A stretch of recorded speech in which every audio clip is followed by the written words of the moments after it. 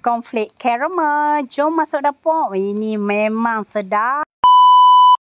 Okay, untuk cornflake caramel, masak gula dulu. Sampai dia caramel lah. Elok, jangan hangui. Kacau dia.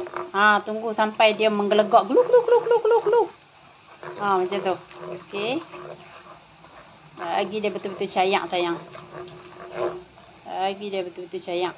Tunggu dia sampai dia mendidih bersarang tu kan. Tunggu sikit lagi. Dia bersarang lagu tu, kita kena tuangkan whipping cream. Bismillahirrahmanirrahim.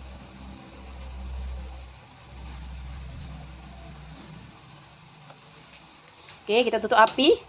Bismillahirrahmanirrahim. Masukkan whipping cream. Kacau. Kacau. Masuk lagi satu. Masuk lagi satu whipping cream. Kacau.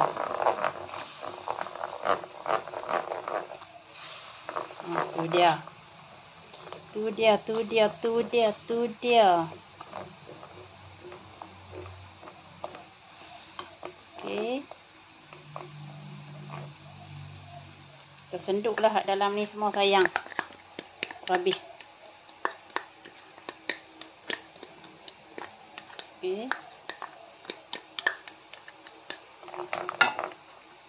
Kemudian kita nak masukkan butter. Buka balik api. Buka balik api.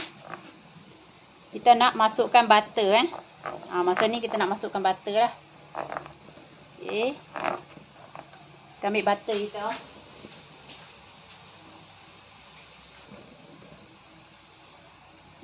Untuk kali ni saya guna Anchor. Yang ni salted yang ada garam lah maksudnya. Senang, tak payah letak garam dah. Tunggu dia betul-betul. Tengok tu, dah berbuih, dah bersarang macam tu kan. Okey, baru bismillahirrahmanirrahim masukkan butter kita tadi. Yang ni senang, tak payah letak garam. Kalau anda letak guna macam buttercup ke ataupun margarine ke, kena letak garam ya. Baru dia sedap lah. Okey sayang-sayang, pastikan dia betul-betul cayak ke semuanya. Yang ni kena masak betul-betul sayang. Nanti kita punya cornflake tu tak eddy. Okey, bagi tu cayak. Tu dia. Dia dah macam ni. Tunggu sikit lagi. Lepas tu kita dah tutup api. Lepas tu kita akan tuang ke atas cornflake kita. Tuang, orang kata apa? Atas cornflake kita sekejap gitu. Tuang tau. Tunggu lagi. Tu dia sedapnya sayang. Bau wangi lah cik. Lepas tu bismillahirrahmanirrahim. Kita nak tuang ke atas cornflake kita. Tuang hangat-hangat tu. Hangat-hangat jaga-jaga. Lepas tu kan kita kena kacau. Jangan berhenti. Supaya apa, dia bercampur elok. Masa ni sayang, bau tu, aroma tu dah macam apa, makan popcorn Garrett. Wangi. Kena kacau cepat-cepat. Supaya dia bercampur dan juga supaya dia kena semua. Kalau tidak nanti ada yang kena, ada yang tak kena. Hati-hatilah, memang hangat tau. Memang panas cik. Kena kacau cepat-cepat. Macam tu. Bertindak dengan pantas. Kacau lagi. Sampai dia sebati ke semuanya. Tengok tu. Nak makan sat je hak ni cik. Tapi masa kita nak buat ni kalut. Memang kalut sikit. Okey. Pelan-pelan. Sampai kita kacau tu dia bersalut elok lah. Okey, kita nak masuk dalam gram.